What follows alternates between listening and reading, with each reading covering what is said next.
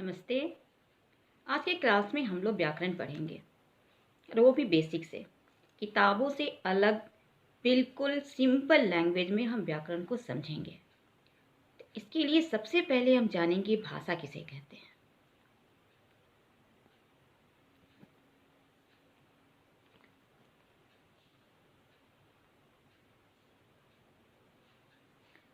भाषा, हमारे मन में बहुत सारे विचार उत्पन्न होते हैं, बहुत सारे विचार सोच आते हैं, हम बहुत चीज़ सोचते हैं, तो उसे हम दूसरों के सामने जो व्यक्त करते हैं, जिसके माध्यम से हम दूसरों के सामने अपने विचारों को व्यक्त करते हैं, वो भाषा होता है। हिंदी, इंग्लिश, पंजाबी, मराठी इत्यादि बहुत सारे भाषाओं के माध्यम से हम अपने विचारों को दूसरों के सामने प्रकट करते हैं।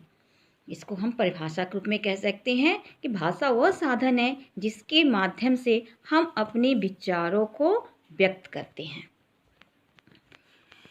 संविधान में टोटल 22 भाषाओं को मान्यता प्राप्त है। ऐसे हमारे देश में बहुत सारी भाषाएं बोली जाती है, करीब 122 भाषाएं हैं, लेकिन उनमें से सिर्फ 22 भाषाओं को संविधान में मान्यता प्राप्त है। भाषा 3 प्रकार की होती है। पहला मौखिक, दूसरा लिखित, तीसरा सांकेतिक।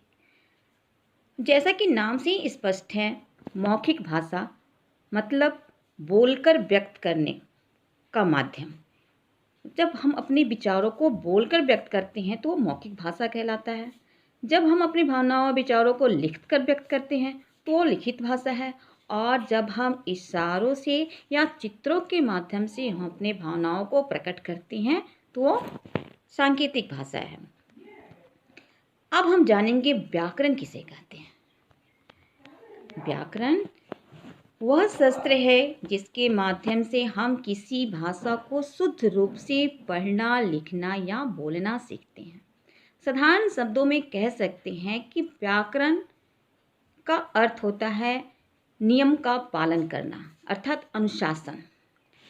एक नियम के अंतर्गत लिंग, वचन, कारक इत्यादि का प्रयोग करते हुए जब हम अपने भाषा को शुद्ध रूप से पढ़ना, लिखना सीखते हैं तो व्याकरण कहलाता है।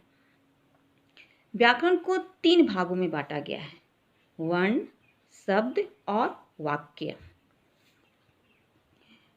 वर्ण के अंतर्गत हम अक्षर, वर्णों की बनावट, उसके उच्चारण के बारे में ज्ञान प्राप्त करते हैं। शब्द के अंतर्गत शब्द की उत्पत्ति, संज्ञा, सर्वनाम, क्रिया, विशेषण इत्यादि का संधि, समास इत्यादि का ज्ञान प्राप्त करते हैं, इसके बारे में पढ़ते हैं। और वाक्य का प्रयोग, प्रकार और विराम चिह्न इत्यादि आता है। अब हम वर्ण के बारे में जानेंगे। वर्ण किसे कहते हैं? तो वर्ण भाषा की सबसे छोटी इकाई को कहते हैं, अर्थात वे मूल ध्वनियाँ जिसे खंडित या विभाजित नहीं किया जा सकता है, जिसका कोई टुकड़ा नहीं हो सकता है, वो वर्ण कहलाता है। यह भाषा की सबसे छोटी इकाई है, जैसे अ, आ, ई, ऊ इत्यादि। और वर्णों के समूह को वर्णमाला कहते हैं। इंग्लिश में जैसे अल्फ़ाबेट्स होते हैं, वैसे ही हिंदी में वर्णमाला होते हैं। Alphabet chart is known as वर्णमाला। तो वर्णमाला को 2 भागों में बांटते हैं: स्वर वर्ण और व्यंजन वर्ण। स्वर वर्ण जिस वर्णों का उच्चारण या बोलते समय हमें किसी अन्य वर्णों की आवश्यकता नहीं पड़ती है, उसकी ज़रूरत नहीं होती है, वह स्वतंत्र रूप से उच्चारित होता है, वह स्वर वर्ण कहलाता है। स्वर वर्ण 11 होते हैं: अ, आ, ई, ऊ, री, ए, ओ, औ। अंग और आ ये दोनों न तो स्वर वर्ण में आते हैं और न ही व्यंजन वर्ण में। अर्थात अंग मीन्स अनुस्वार और आहा मीन्स विसर्ग। तो अनुस्वार और विसर्ग स्वर और व्यंजन के बीच में आते हैं, इसलिए इसे अयोगवाह कहते हैं। अब स्वर वर्ण से ही मात्राएं बनती है, तो स्वर्ण वर्ण की संख्या 11 होती है, तो मात्रा 10 होती है। तो अब आप कहोगे कि जब स्वर वर्ण 11 है तो मात्राएं की संख्या 10 क्यों है? एक कहा गया। तो आ से लेकर अ तक ये मात्राएं हैं। ये आ से अ तक 10 मात्राएं होती है और अ जो है वो प्रत्येक व्यंजन वर्ण में छुपा होता है। इसलिए अ को छोड़कर आ से अ तक 10 मात्राएं होती हैं। अब हम आते हैं व्यंजन वर्ण। व्यंजन वर्ण किसे कहते हैं? तो जिस वर्ण का उच्चारण स्वर वर्ण की सहायता से होता है उसे व्यंजन वर्ण कहते हैं। प्रत्येक व्यंजन वर्ण में अ छुपा होता है। व्यंजनों की कुल संख्या 33 है, जिसमें 25 स्पर्श व्यंजन होते हैं। क से म तक के वर्णों को स्पर्श व्यंजन कहते हैं।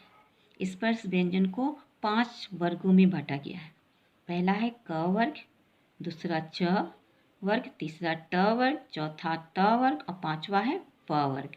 तो क वर्ग का उच्चारण स्थल कंठ होता है। च वर्ग का उच्चारण स्थल तालु होता है।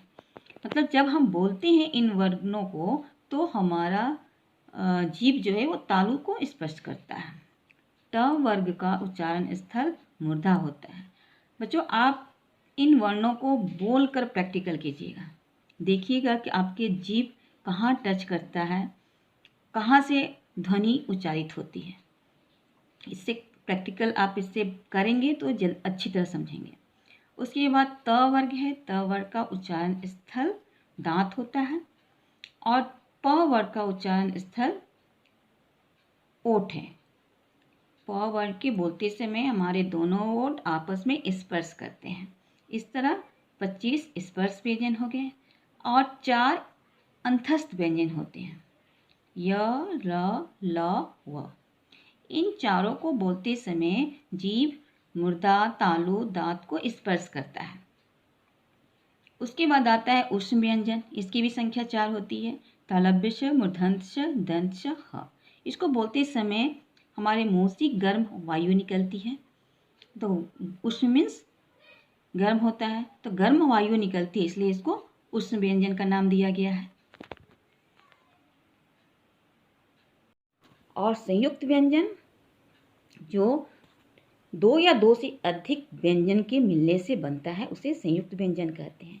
ये 4 होते हैं, छ, त्र, ज्ञ और श्र। इनको बनावट देखो। छ क बिना अ वाला क प्लस श के मिलने से छ बना है, अर्थात 2 व्यंजनों के मिलने से बना है। तो ऐसे संयुक्त व्यंजन 4 होते हैं। और द्विगीय व्यंजन जिसे अतिरिक्त व्यंजन भी कहते हैं, ये 2 हैं, ढ और ढ, जिसके नीचे बिंदी लगी होती है। इनसे कभी भी शब्द स्टार्ट नहीं होता है, ये शब्दों के बीच में ही आते हैं। इस तरह वर्णमाला में 52 वर्ण होते हैं। स्वर वर्ण 11, अयोग बाह 2, स्पर्श व्यंजन 25, अंतस्थ व्यंजन 4, उष्ण व्यंजन 4, संयुक्त व्यंजन 4, द्विगुण व्यंजन 2, कुल 52 वर्ण।